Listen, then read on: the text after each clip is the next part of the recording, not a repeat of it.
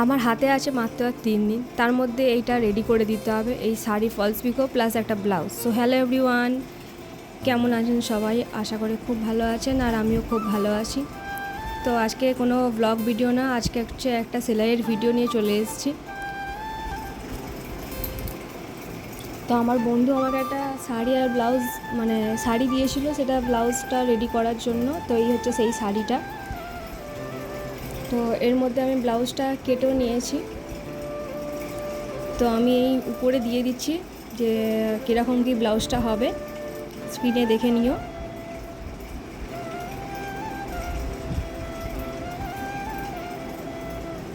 তো চলো তোমাদেরকে শাড়িটা খুলে দেখাই কীরকম কী শাড়িটা। আর শাড়িটা কী শাড়ি প্লিজ কমেন্ট করে জানাবেন।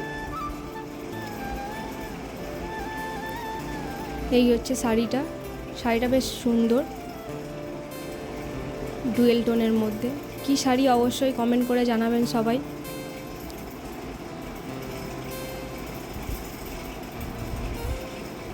তো এই যে আমি ব্লাউজের পিসটা কেটে নিয়েছি। তো ব্লাউজটা কীরকম কী হলো তোমাদেরকে পরের পার্টে দেখাবো।